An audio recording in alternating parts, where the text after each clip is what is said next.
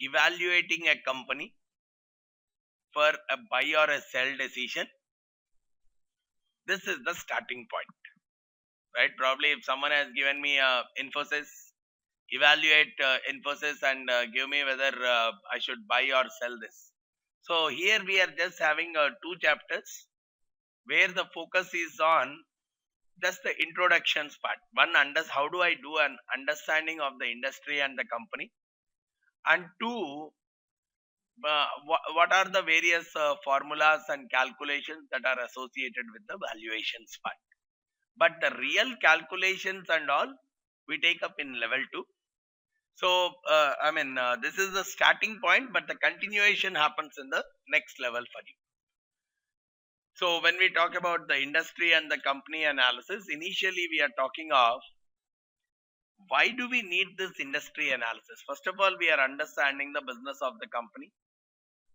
See, if I have to understand the company's business, I need to know the bigger picture, right? Probably some industries, they work well in some countries, whereas they may not work well in some other countries. For example, a country which is following a complete birth control kind of stuff, right? Probably in that country, a baby foods product companies, in that country, probably anything to do with the baby foods or baby related stuff, those industries may not be successful in that company because not too many childbirths are happening in that country. Whereas in some other country where the population comes like cricket teams, then probably in that country, probably a child related industries, they are more and more prevalent. They have a lot of more demand. So what we are talking of is, unless I understand the industry, because as an analyst, I need to know what is the growth of the industry, this industry in our country, right? Probably the Hindustan Unilever, or probably the parent company, the Unilever group, may not be successful equally in all the countries. It's the same parent, but the success may not be the same in all the countries, because the characteristics of the industry are different in each of the countries, right? Some industries, probably an IT industry may be very successful in India, but in some countries the IT industry may not be that successful as India is, but it may be successful in very other countries. Like as simple as saying, probably cricket is a successful sport in India, but when you go to some other country, probably cricket has no relevance. Though it's the same cricketer, but if he is making a life in India, his life is different. But if the same talented person making a life in some other country, probably he may not even earn his livelihood also out of it. So every industry has to be analyzed from that standpoint before we jump into the analysis of a company specifically, right? So that's where we talk about the potential growth of the industry. How much is it possible? At what stage it is in? How many competitors are there? Probably 10 years back, if we see a telecom industry, the mobile phone telecom industry, hardly you may see 2 or 3 competitors there. Probably a Bharti Airtel was there, probably a Idea was there, only 2 or 3 players were there 10 years back. But today the competition got increased. So once the number of players increase, or even before 10 years, there was only BSNL, or hardly MTNL plus BSNL, only 2 or 3 companies at the max. So at that point in time, probably the scope for growth for BSNL was much higher compared to after the competition started flowing in. So we have to really understand the industry for the various competition possible, various risks associated, right? How much of debt can be taken? See, is that industry a complete equity intensive industry, or is it a debt oriented kind of industry? What is the possibility of credit risk in that industry?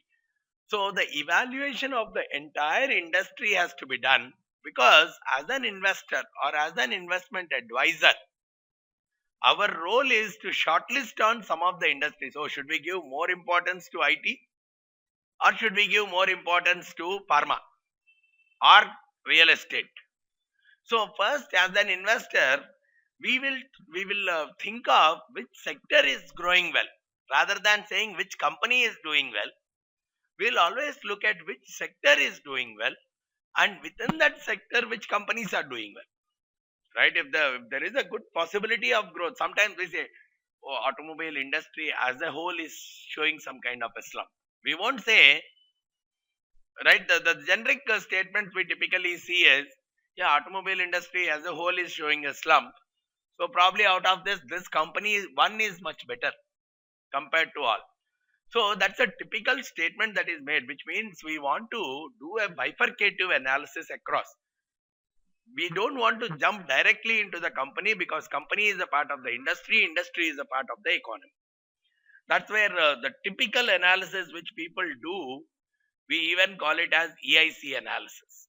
As a practical side, whenever we talk about analyzing a company, we start with the economy, then we link it with the industry, then we get into the company before directly evaluating the financial statements of the company directly.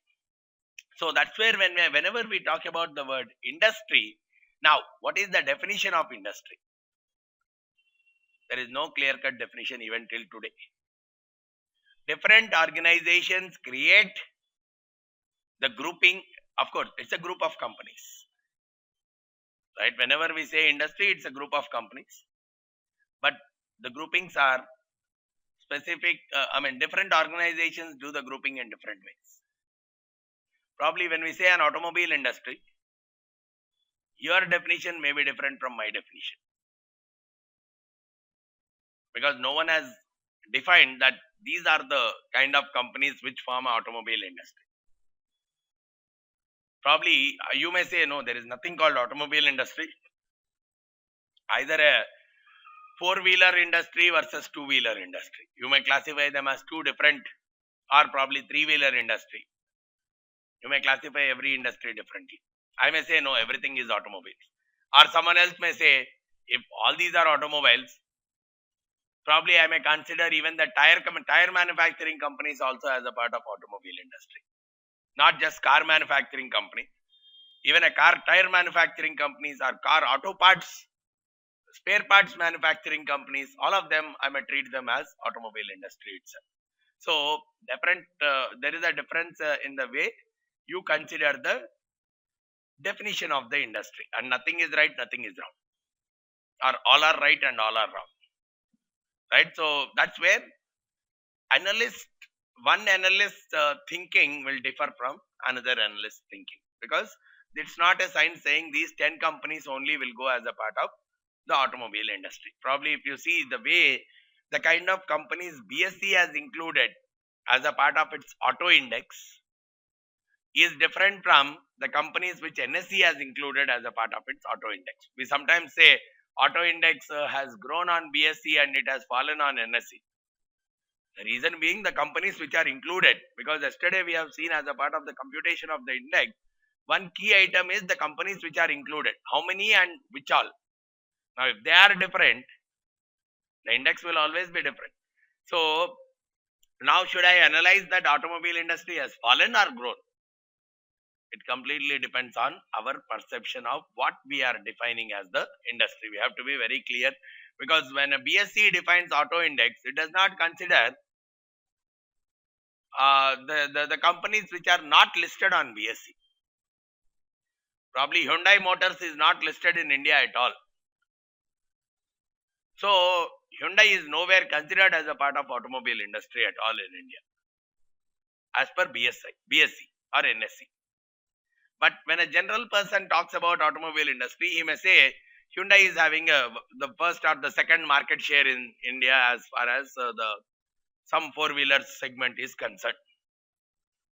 So the definition of the industry may happen. So you can create your own definitions of industry, either on the basis of products and services or on the basis of business cycles, sensitivities. Like some industries, they fluctuate very heavily with the business cycle. For example, an industry like real estate,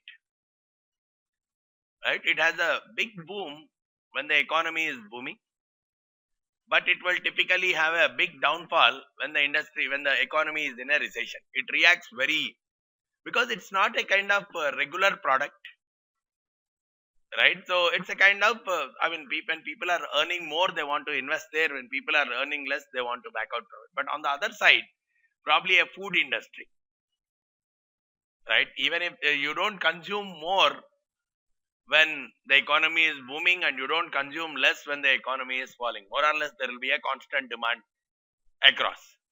Or probably liquor, recession proof kind of an industry. Anytime you consume the same amount, or probably in recession you may consume more also. So it may have a different characteristic altogether. But every industry has a different characteristic altogether, sensitivity to the business cycle. So what I will do as a part of industry, I won't say auto industry or something. I'll say growth, growth industries, value industries. I'll simply use these kind of words. I'll simply define an industry on the basis of growth, where probably an IT company could be there and even a pharma company could be there in that. Right? Even an index creation can happen through this kind of method. And sometimes people started even using statistical methods to define the industry, where more or less all the companies growing on a same rate every year. Those companies, irrespective of what products they are selling, we group all these companies as one industry, where the growth patterns are more or less the same across.